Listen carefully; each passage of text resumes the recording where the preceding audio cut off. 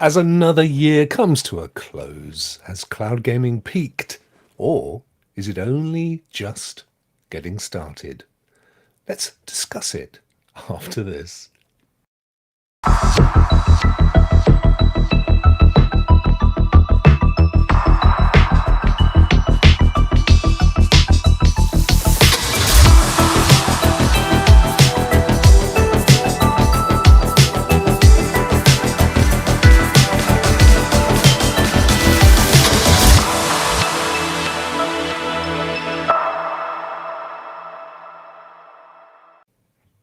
Hello and welcome to the final episode of Cloudburst for this season. I'm Rokk, and if you are interested in cloud gaming and intelligent conversation, you've definitely come to the right place.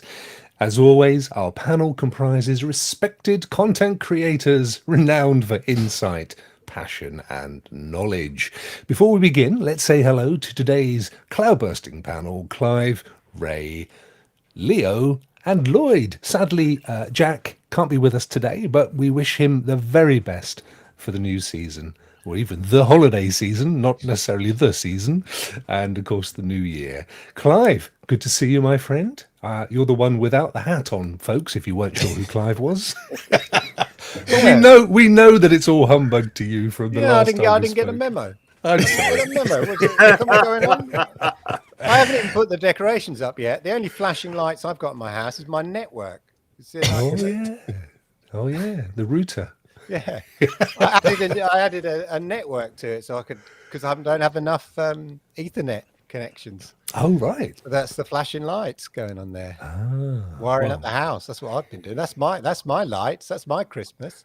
Oh, well, it's great to have you, my friend. I promised the kids this weekend the decorations go up. So. Oh, that's lovely. Now then, next door to Clive, but only in a kind of ether-like way, is Lloyd with what it looks like a sporting Christmas hat there, Lloyd. Is it? Winnipeg Jets. Winnipeg Jets. Wow. Yeah, Winnipeg Jets Christmas hat. Yeah, how's it going, everybody? It's good to be here. Unfortunately, this is the last episode this season. We were just getting started, so looking forward to having a nice conversation on this one. It'll be fun. It'll be great fun. We were going to have a very special guest join us today. I'm not even going to embarrass them by saying who it was, but they can't make it, so it doesn't matter, does it?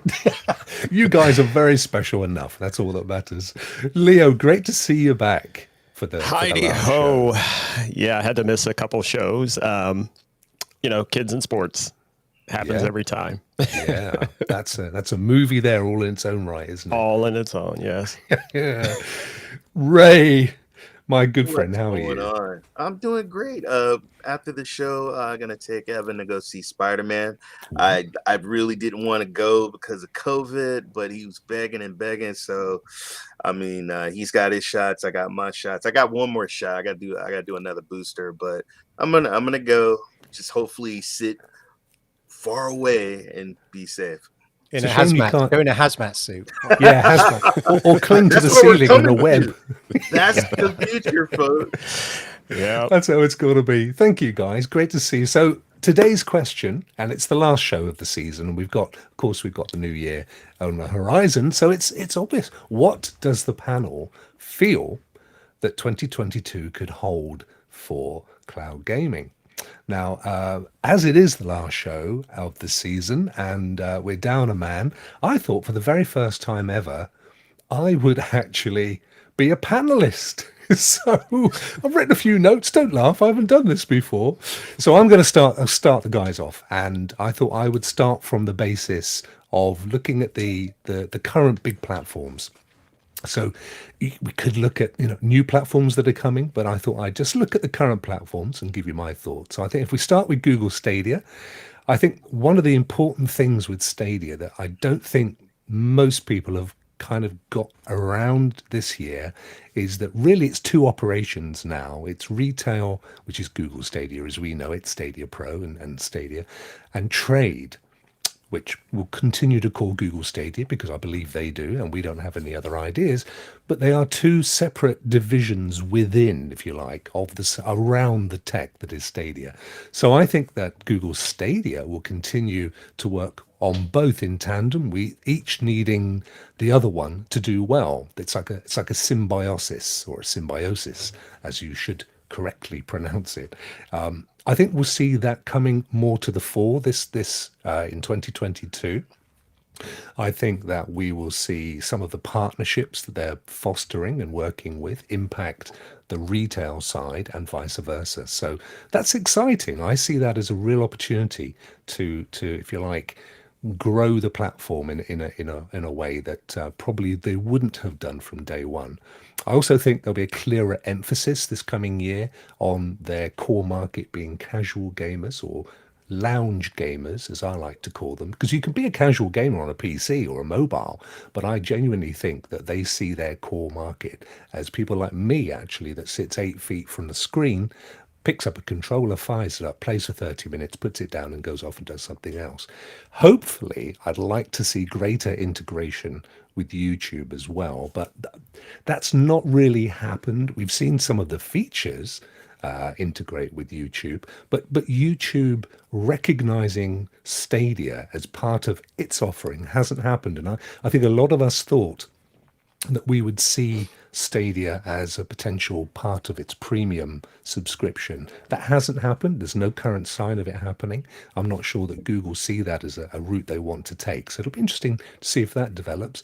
There will, of course, though, be greater integration with domestic appliances, TVs, and mobile devices. We've seen that already with LG in the last few weeks, and just recently with LG, if you've got the more up-to-date versions. So it'll be interesting to see what other brands that Google Stadia have been working with to see integration of Stadia there. So that's all going to be really good. I think that we will see the tech, which is their core. It's the core part, the engine. I think we'll see that driving as yet unknown newcomers into cloud gaming. We know many of the big entertainment conglomerates have divisions already in gaming and have had for many, many years. So bolting in a Google cloud gaming platform alongside their own catalogue of games affords them an opportunity to expand. So that'll be interesting to see. And I think we'll be surprised by who suddenly pops up with a cloud gaming bolt-on to their already existing entertainment services that is actually powered behind the scenes by Google Stadia.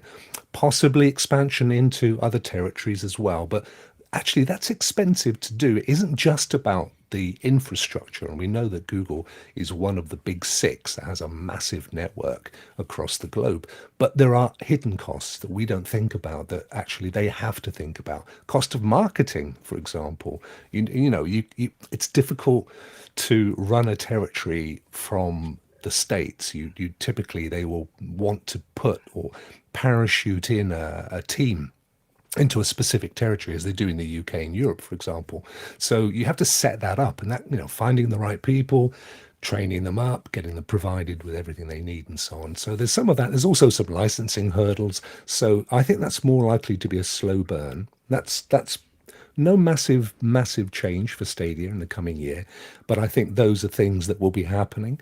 Then quickly moving on to GeForce Now. Well, I think if Stadia are looking for to be the casual gamers cloud platform of choice, then GFN definitely has their eye on PC gamers.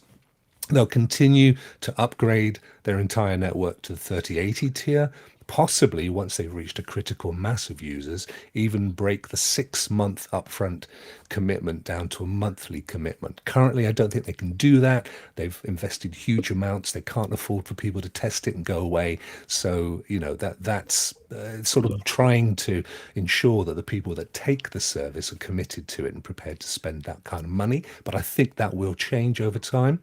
I feel that the reliance on, and it's kind of a word of warning, I feel that the reliance on a small amount of feeders, if you like, Steam, Epic, GOG, Ubisoft, is a potential threat for them long term. So I think they'll actively be looking at how they can mitigate this.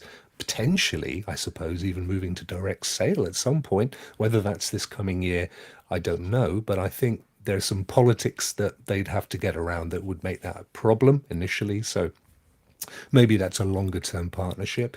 I also think there might be a new Shield TV Pro in the coming year. The current model, although it's not that old, I think the latest one's 2 years old.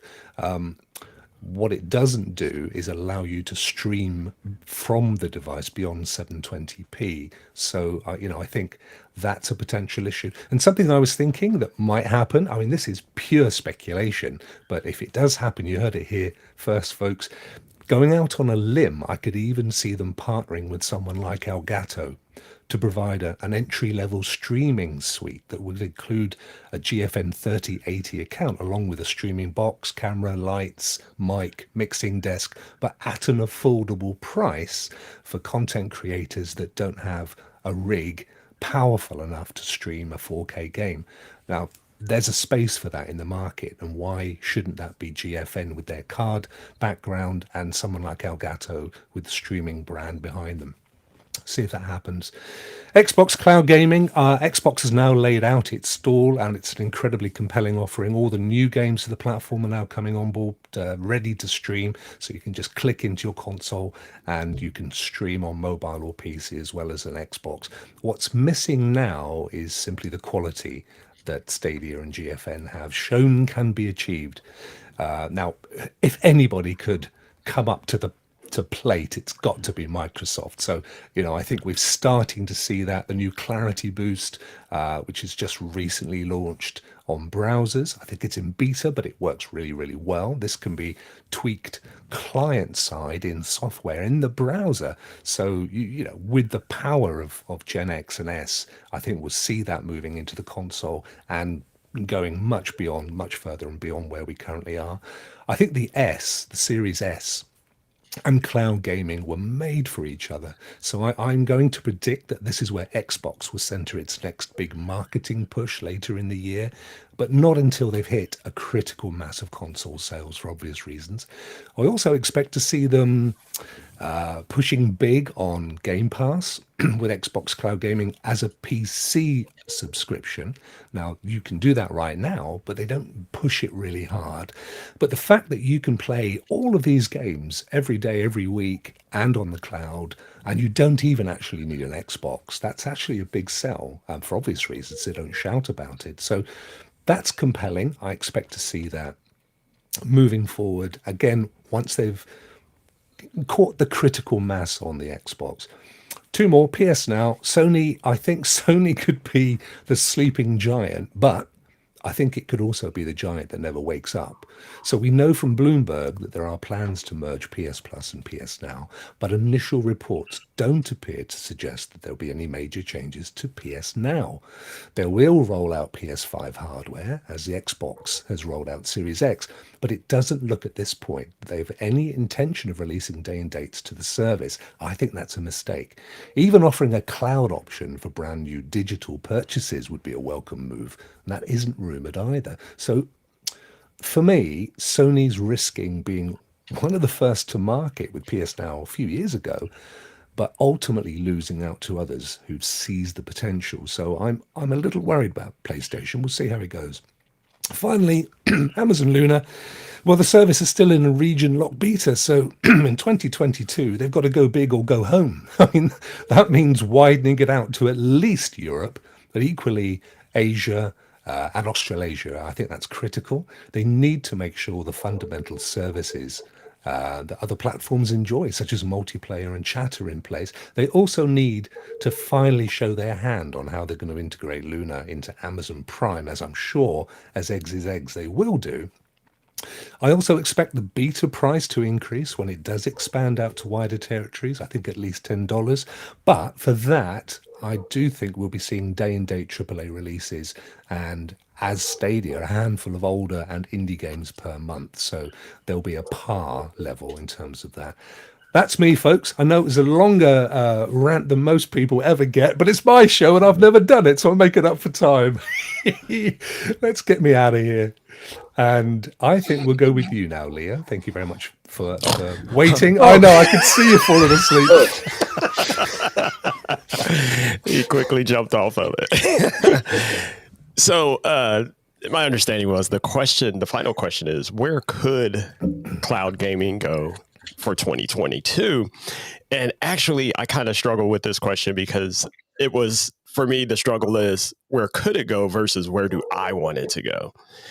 So I always look at it as a whole. Rokk, you broke them down individually. I tend to look at cloud gaming as a whole. Where could it go? Where I think it could go, or possibly should go, is finally start weaning out the boxes. It's time to start getting rid of the Xboxes, the PlayStation physical boxes, and truly start getting more and more of the AAA titles into whatever platform people choose to use. Actually, across all of them would be beneficial if we could get the developers on board to say, hey, we're just going to release our games to everyone. I know people love exclusives and whatnot. I'm kind of not huge on exclusives because I just believe that everybody should have access to every game, depending on what platform they choose to pay for.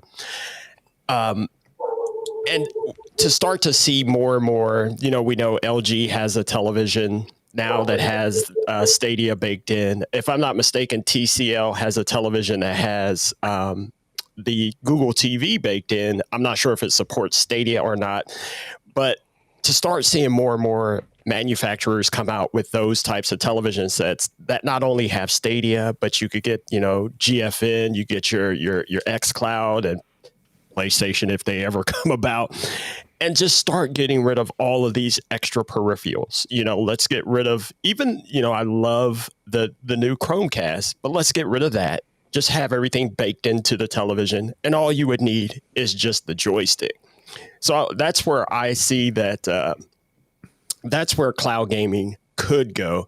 Would they achieve that? Would that be achieved all in 2022? Most likely not. But I'd love to see cloud gaming start heading in that direction where, we talk about it all the time. Let's get rid of the consoles. Let's get rid of, I don't know about you guys. I don't like to have a lot of stuff hanging in the back of my television.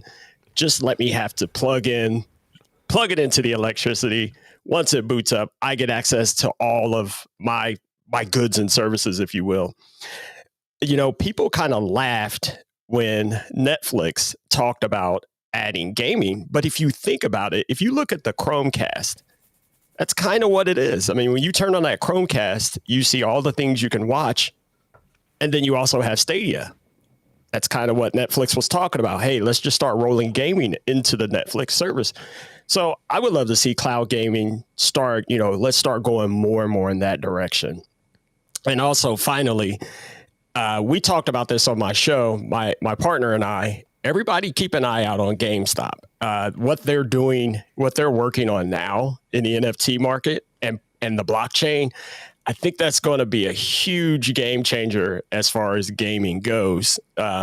So as far as 2022, that's what I think is, I would love to see cloud gaming slowly started getting to what we want it to be, where we get rid of all of these boxes and dongles and sticks and whatnot, and just have everything baked into your set.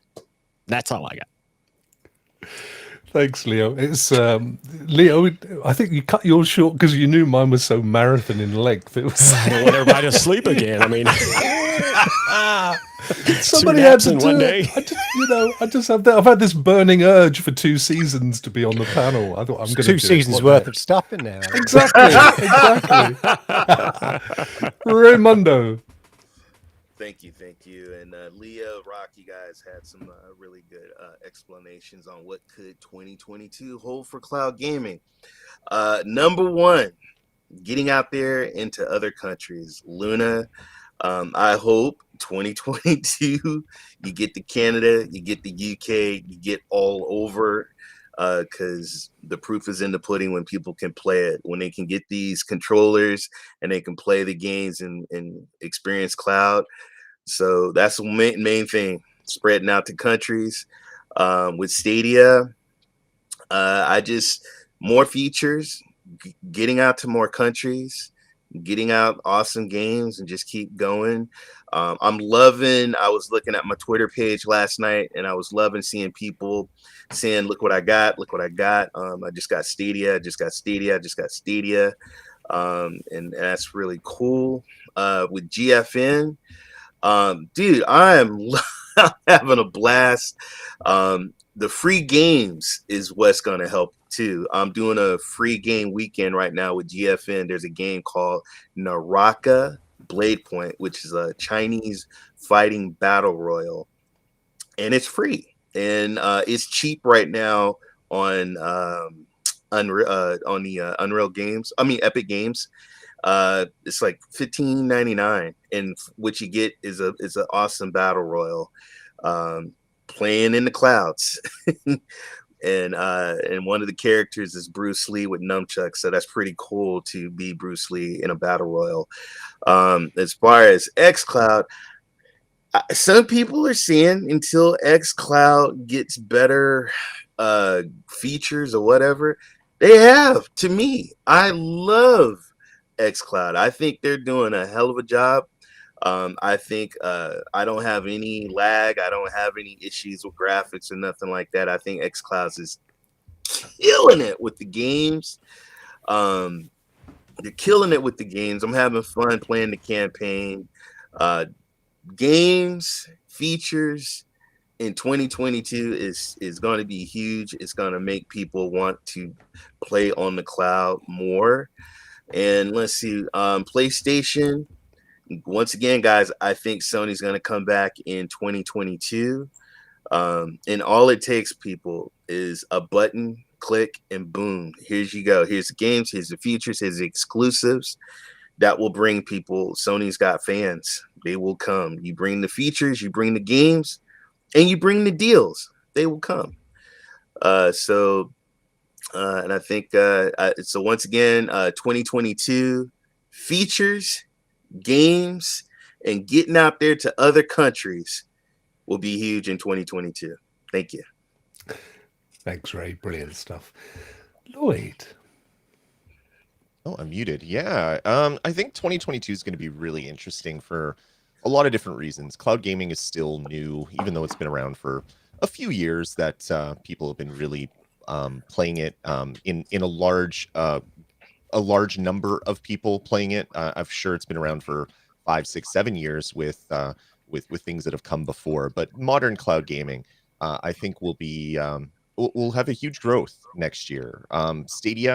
Stadia is going to continue their slow but steady approach. They came right out bombastic. Here's a Stadia Connect. Here's this. Here's that.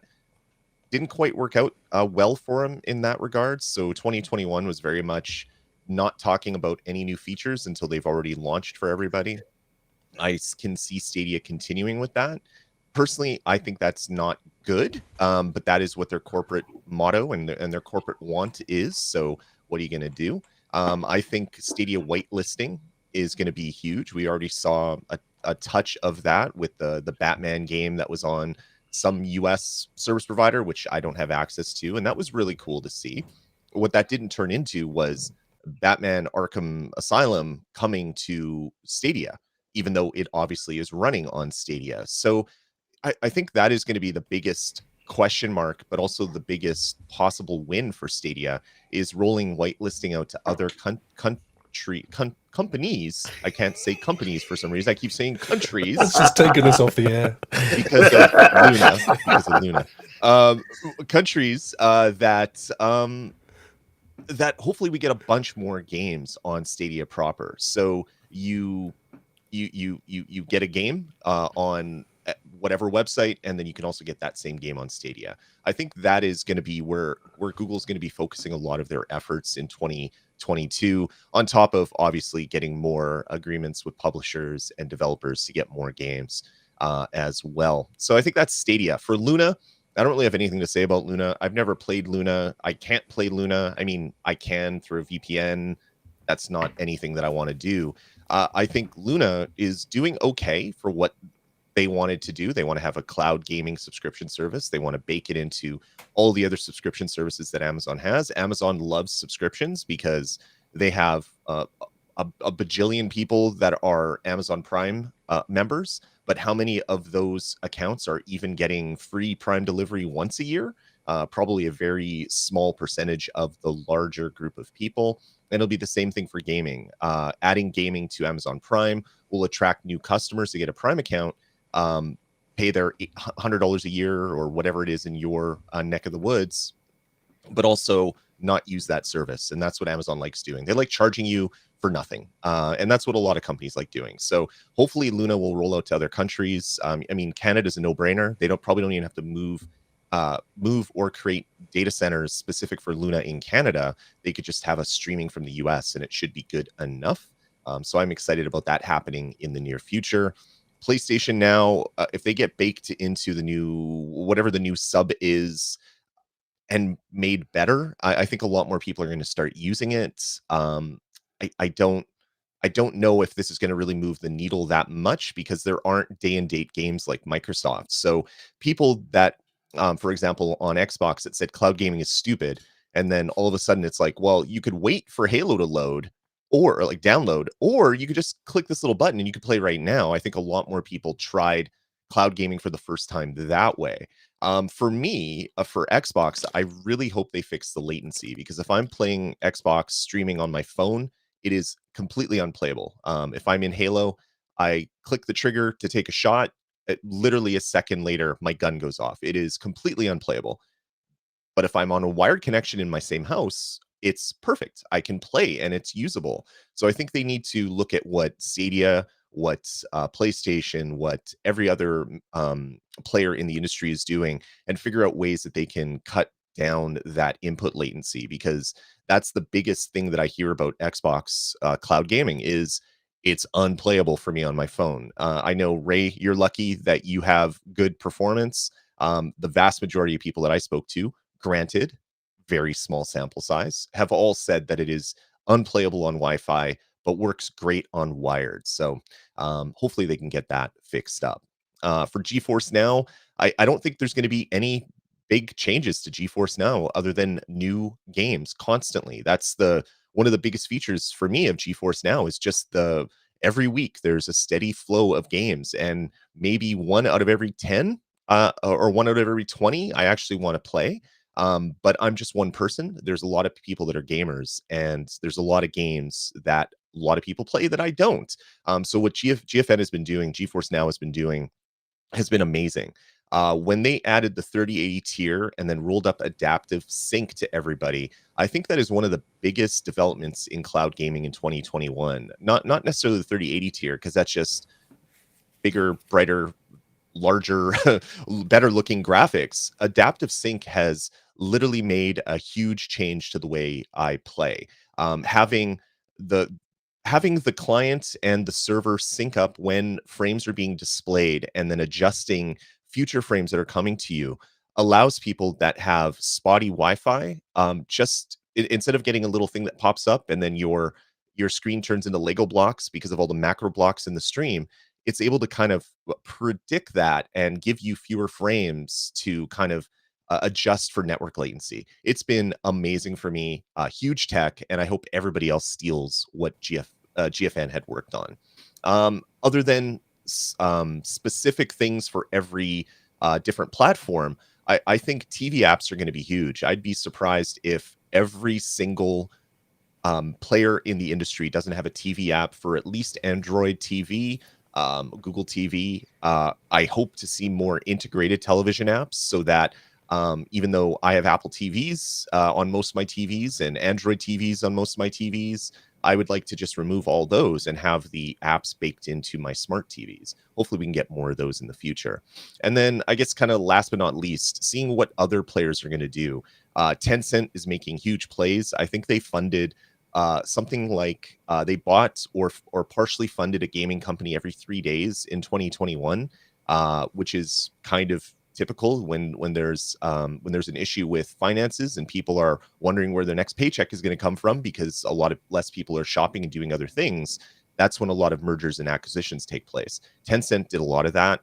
We know they're working on a cloud solution, whether it's going to be their own thing or partnering or multi-pronged, we don't know. But I could see companies like Tencent making a big play. The thing with that is a lot of those solutions probably aren't going to make it to me. They're not going to be a North American centric thing. But every cloud service that gets people playing in the cloud makes cloud gaming for the best of us.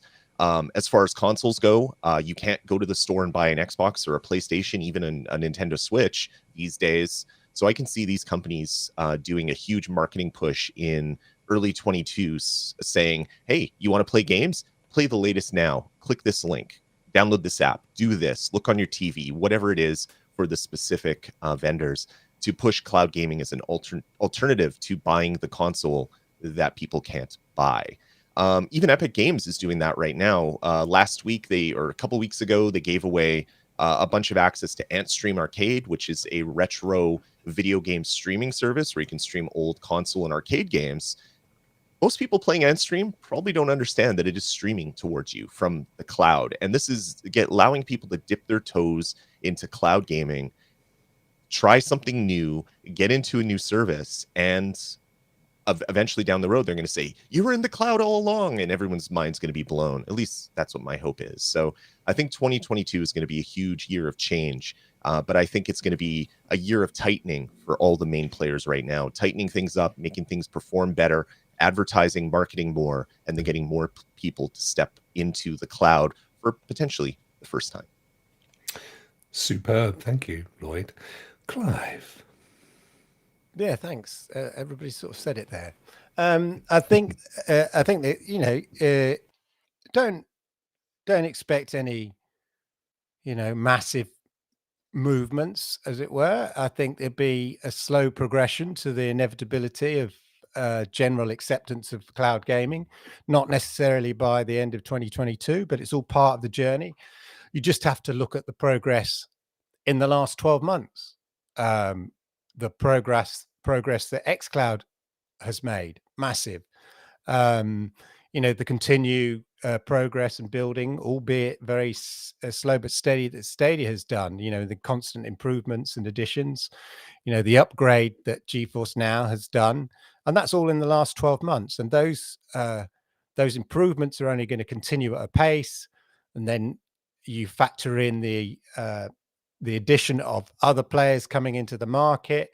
PlayStation will probably be much more clear in what their plans are next year in terms of cloud gaming. So we'll start to see that. We know that Samsung are bringing out their cloud gaming offering, presumably for their TVs. They're going to do their own version of some sort, but who they're going to partner with to do that, to make it happen? Is it going to be, Stadia who are powering that platform on behalf of Samsung? And as we've seen, with LG bringing out the WebOS version of not only of Stadia and GeForce Now, as they promised they would by the end of the year, and those both have delivered now, meaning that now it's cloud gaming is just a smart app that sits on your TV next to Netflix, Disney, and Amazon Prime, and you can just choose what form of entertainment you want. So I think the key thing is just improving access, because at the end of the day, the people who are going to, in order to get mass adoption, it needs to be easy to pick up, easy to play, easy to access. It's not for a world of nerds who love tinkering with things and setting their networks and doing all these crazy things. It's for people who just want to be able to kind of, sit 8 feet away from the TV, click a button, pick up their controller, and they're playing. And they don't care how the magic is happening. They're just enjoying the magic. So I think that's, the key. And as I say, we've already seen with LG, with Google TVs, that all the TVs that support Google TV, the TCLs, the Sonys, the Sharp TVs, all these TVs now have cloud gaming apps on them. And so I think now it's just about getting those apps onto TVs, making it accessible, but then telling people about it. The trick is not to tell people too soon, because they're not interested, but it's about making people realize what an amazing thing it is, and then they become interested. And there's a point at which that will happen. I'm not sure that in terms of mass acceptance, that's there yet, But with the work that, Xbox has been doing, especially with, with Halo and Forza launching day and day, massive titles, and being available on xCloud, it's a great advert for what cloud gaming can do. And it's a big statement within the conversation of cloud gaming, that sort of is a louder statement than maybe other players can make, but it will help those other players and help people discover those other players. So I think can see that. And I think, from Stadia's point of view, I think they're going to do more. We'll have more free-to-play games, more free demos, because it's just about getting people to see how easy it is and how amazing it is. And I think that's what we're going to see. We're just going to see more apps, more accessibility, more sort of features, and hopefully, and the big thing is, it will, especially in terms of Luna and Stadia, it will roll out to more people and more countries, and that's it.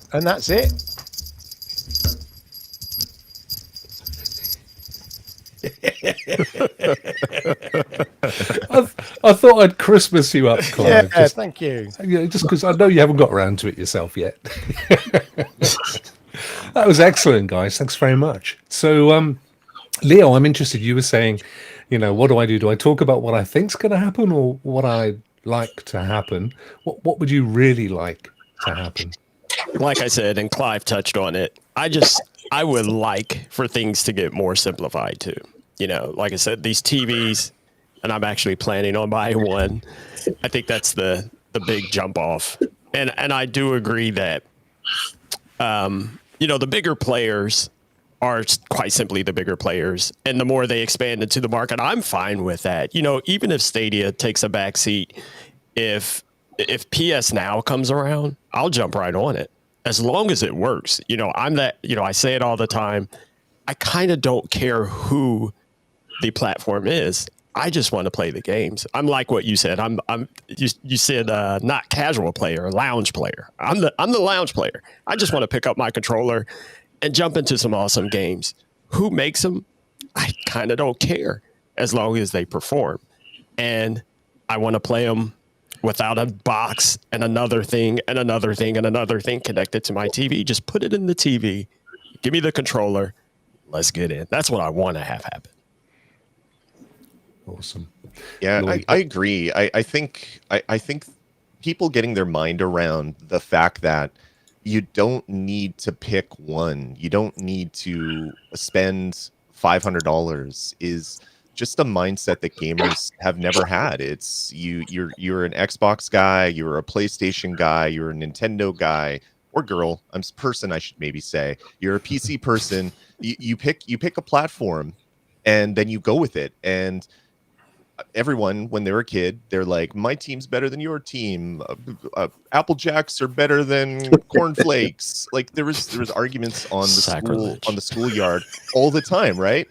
We don't actually have Apple Jacks up here really in Canada that much. I don't know why that popped in my brain. But I love Apple Jacks. That was always the mentality when you're younger, is like mine is better than yours. And a lot of that stuck on. And I mean, still Twitter is just, I don't want to say cesspool because that's a little bit too far.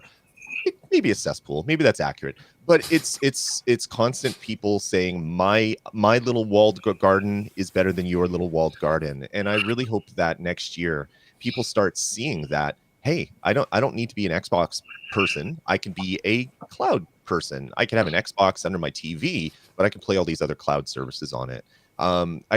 I think there's a lot of people that are achievement hunters or trophy people that want to go out and say my number is bigger than your number, so I'm a better gamer. And you're probably never going to convince those people to shift from one console to another. But the vast majority of people don't care about achievements. They don't care about trophies.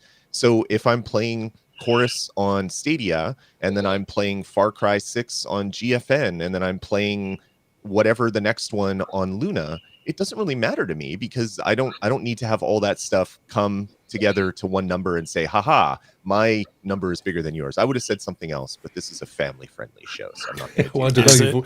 You didn't worry earlier. You sure didn't. I will have to go back and check the tape because I don't recall that.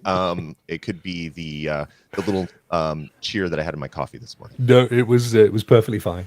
Sorry, Leo, you were going to say something. Oh no, I was just laughing at Lloyd. Family friendly, huh? Okay.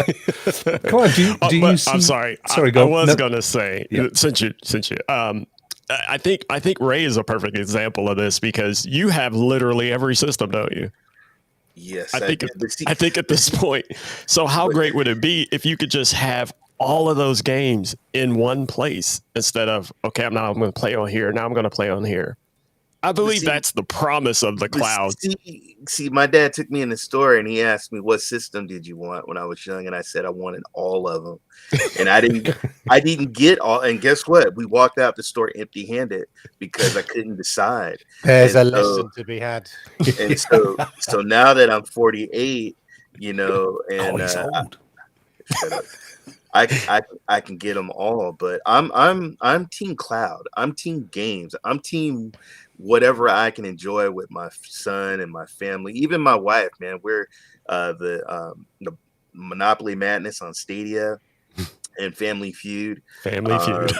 Yeah, I kick my wife's butt in Family Feud, but I just like games. But like I said, you also got to understand that there's a lot of young people that are on Twitter, and there's also a lot of people that that's their thing. They like that there's whatever there's evil, there's good. There's trolls. There's never gonna stop, folks. It's never. I'm a 49er fan. I went to a Raider game and I got slapped in the face with a mustard hot dog.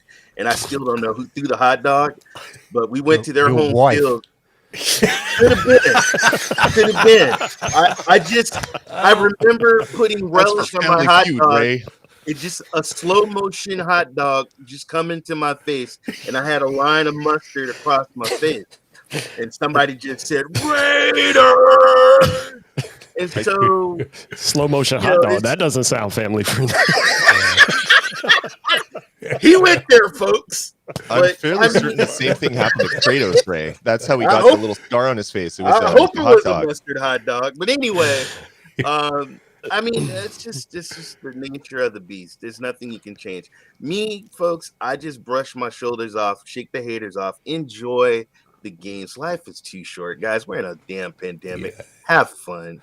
Have fun. Ray, you know, that's a point I was going to make, actually, because it's too late. He's made it. I know, but he didn't make it very well. Too late. He didn't make it wide enough. I mean, yeah, I'm coming out with it now.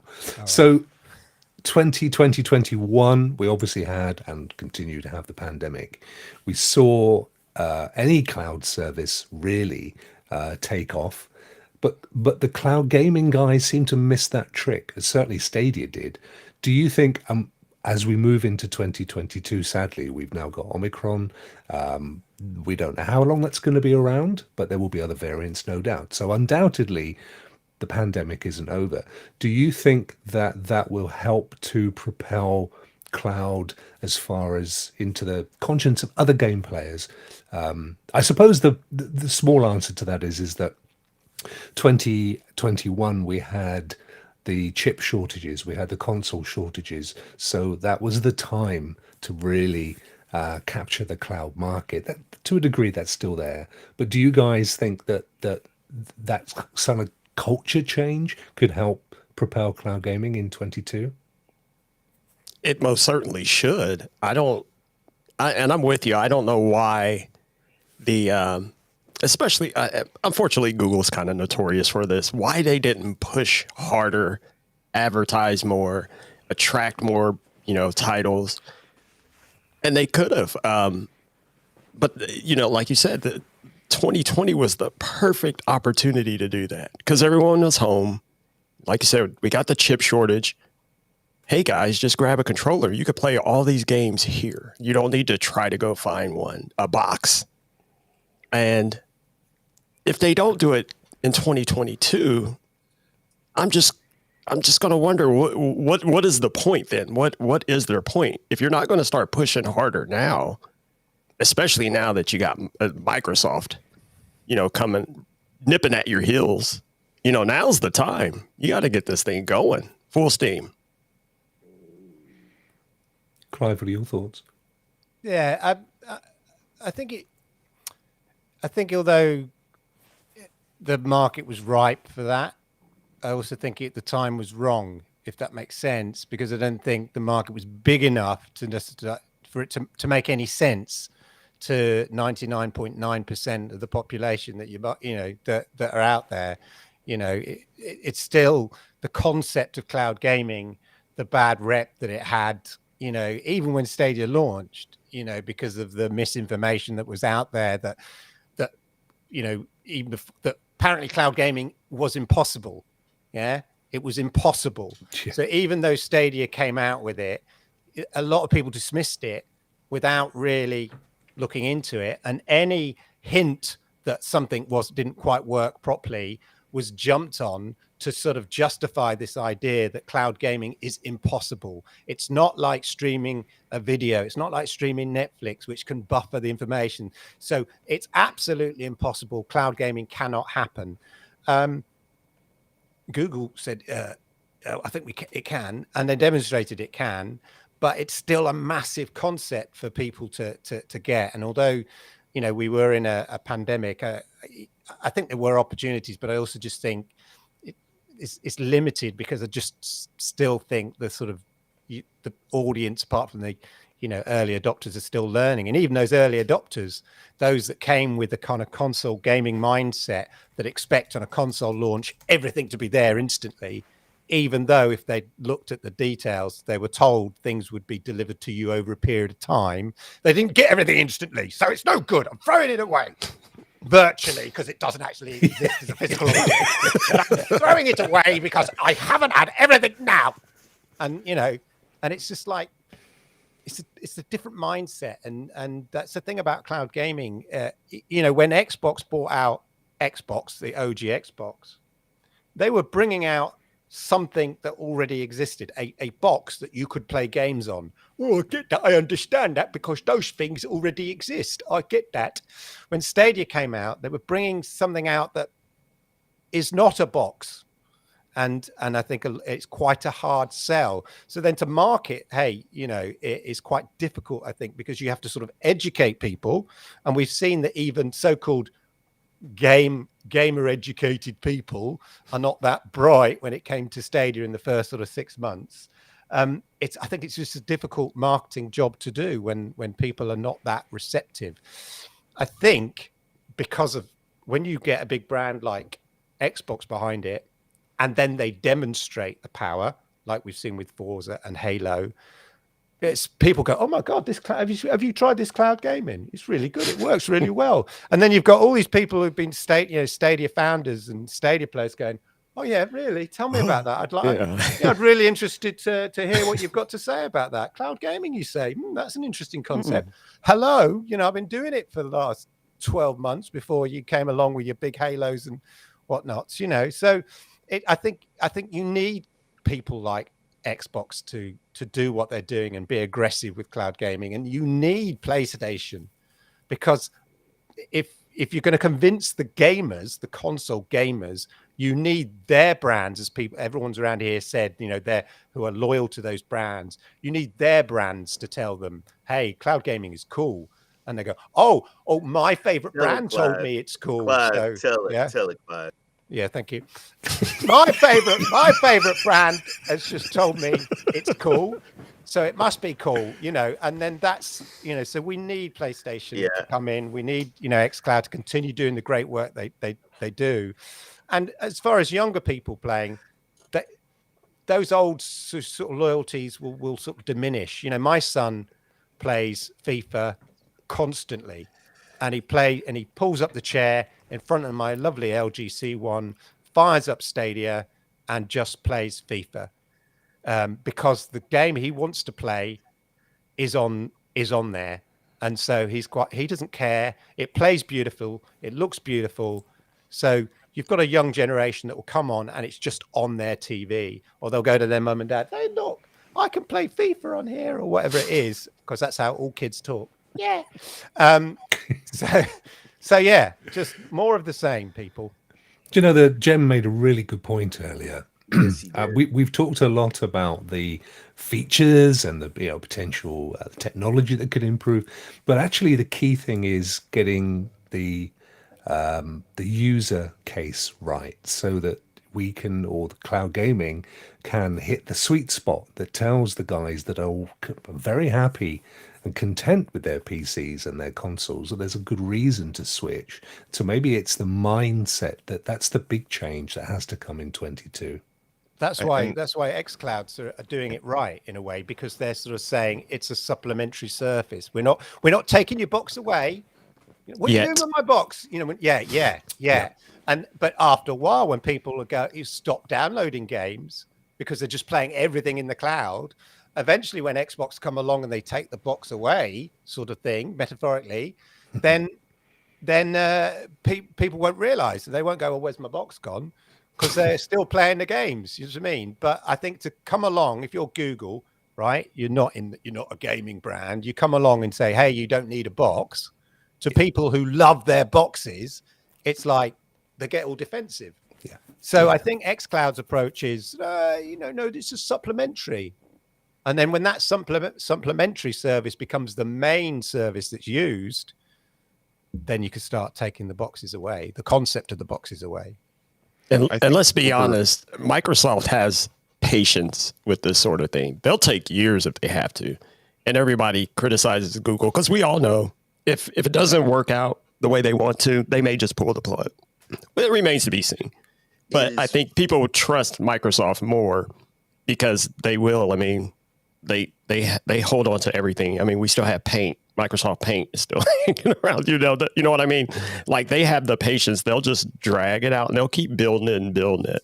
So I'm sorry, Lloyd, didn't mean to cut you off. Oh, no problem. I think there's been two big aha moments that I've seen since cloud gaming's been a thing with my personal friends.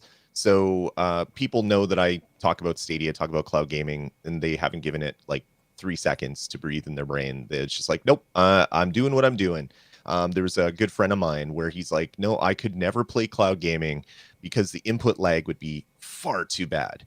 And I'm like, but it isn't. He's like, nope, I don't believe you. So this was like the early days. Talk to him. I'm like, okay, so what do you have hooked up to your TV? It's like, I have my Xbox One or S Series. I don't even know what it was at the time. I think it was just an Xbox One. And I said, okay, so have you set your TV into gaming mode?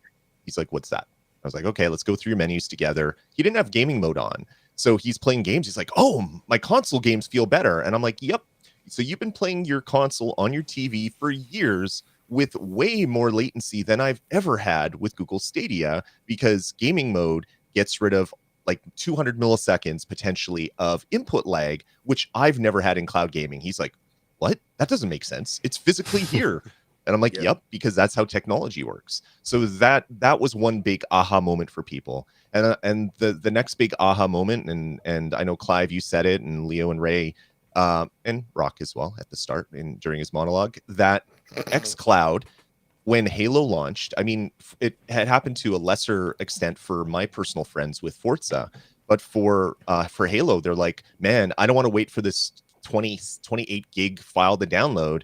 I'm just going to hit this little cloud icon. Oh my God, this is working. Is this what you've been doing all along for 2 years? And it's like, yep, thanks for paying attention to my content and supporting a friend. But it was just, it takes people trying it. Like the whole, if you play it, you'll believe it, is a thing that has to happen. So what Google's been doing with Stadia lately, where play this demo, play this game free for a weekend, you don't even need an account, is amazing. Like when Super Animal Royale came to Stadia, you can't actually add it to your library. You can just click play now.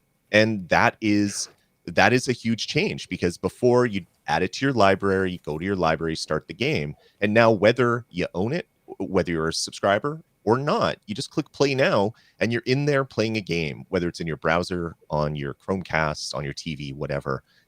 Two huge aha moments in 2020 and 2021.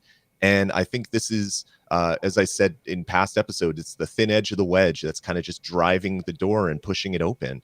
And things like this are going to convince people to start giving cloud gaming the time of day. Whether they're going to start using it, we'll have to wait and see, of course. But just the fact that it is something that more people have tried now means that the Stadias, the Lunas, the PlayStations, Xboxes, and everybody else have a bigger market to potentially advertise and market to, which is going to make 2022 potentially huge. Is at least that's what I'm hoping. I'd like to see TVs sold with controllers in there, because people go, what? Initially, people go, why have I got a controller in here? And then they'll realize, because the TV will tell them, well, when they open the manual, whatever, it'll go, of course you can play, FIFA 22 on your TV. People, what? Oh, and then it'll click. I think it's things like that. I'm not saying this, stuff a Stadia controller, just a controller, even if it's a generic controller with whatever it is. And then it just becomes, just like your remote control, a bog standard peripheral that you have with which to access your choice of entertainment on your lovely smart TV. They do that, I think it will really click for your sort of your couch gamer, if we're going to call them that now, new phrase that we've invented today, or the lounge gamer, was it? Lounge gamer. Yeah, the lounge. Just like the lounge lizard, them. The lounge. Yes. The lounge gamer. I'm a lounge gamer, darling. Anyway, the lounge gamer, it will just twig if you open your new TV and you've got a game controller just in there next to your remote, your remote. Ray, final word from you, my friend. Just real quick, I remember when I was screaming when they introduced the Xbox One, and I was like, a physical copy. I love my box, and they were talking about going digital.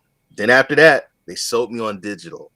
Well, now I think they're going to start selling a lot of people in the cloud with the X Cloud, and then so these other systems. So it's just, give it time. It's going to be a slow burn, but it's going to happen, and people are going to realize that the cloud is where it's at.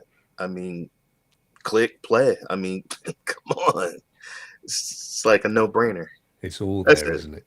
Fantastic. Gentlemen, let's just bring our little Christmassy background in as we say goodbye to the final season and look to the new season of 2022.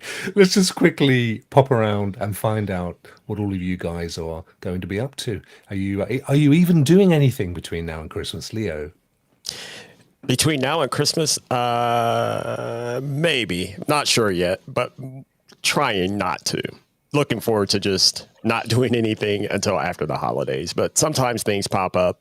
Sometimes someone will message me and I'll say, okay, well, let's go ahead. And, someone will talk about getting on the show. And I have this thing where I tend to not say no, especially when it's someone I'm, really fascinated by or whatnot. And I'll say, okay, well, we'll just record this night. So.